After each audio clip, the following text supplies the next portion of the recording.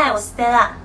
现在疫情影响，加上经济不景气，有一天可能你很辛勤的来上班，结果就被人资叫去小房间跟你讲资遣的相关事宜。你一定现在觉得说五雷轰顶啊，到底该怎么办？很慌张。但是呢，先深呼吸，先不要紧张，冷静下来以后，我们就开始战斗吧。首先，不管在小房间里人资跟你讲什么，都不要签自愿离职单。不管他是说之前呢会让你的履历不好看哦，你下一份工作可能会很难找，或者是他说你工作未满1年呢，其实你没有资遣费可以拿的，为什么你就签一下自愿离职嘛？这都是假的，业障重。是不是真的没有钱拿呢？我们等下看下去就知道了啦。再来，我们要注意的就是时间了。根据劳基法第16条，这之间的预告时间都是要支付薪资的哦。那你就发现啦，为什么没有试用期3个月的？那其实法律上面没有明文规定保障试用期的部分，所以试用期就算是劳资双方自己协定的哦。看完了预告时间，接下来就要来看你到底可以拿到多少的资遣费。根据劳退新制，如果你工作满1年的话，你是可以拿到0.5个月的资遣费。那如果说你工作未满1年呢，是不是就没有钱了？绝对不是这样子，你可以依照比例拿到。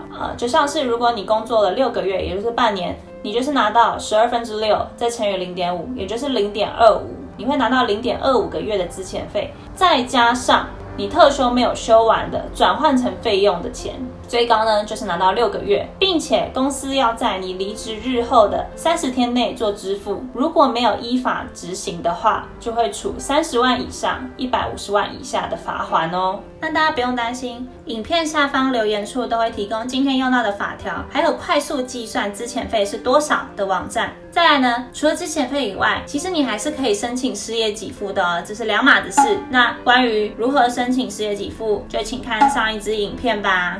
再来呢，如果当你被通知资遣了，可是还是要去公司上班的话，这时候你是有权利请谋职假的。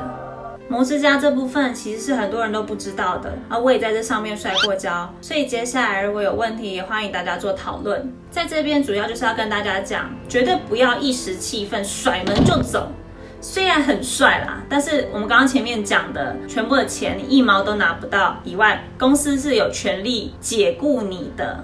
解雇跟之前又不一样了，这个下次可以再来说明。总之就是要避免得不偿失。那谋职假的部分，1周呢就是不超过2天，而且这个是有薪的假，不一定要附证明。如果雇主就刻意刁难不让你请假的话，是可以根据劳基法第79条第3项，处以2万以上30万以下的罚锾。那因为法律这边没有明文详细的规定，所以其实你口头请假也是算的。那可是因为还是尊重一下公司，我们还是按照请假细则去走。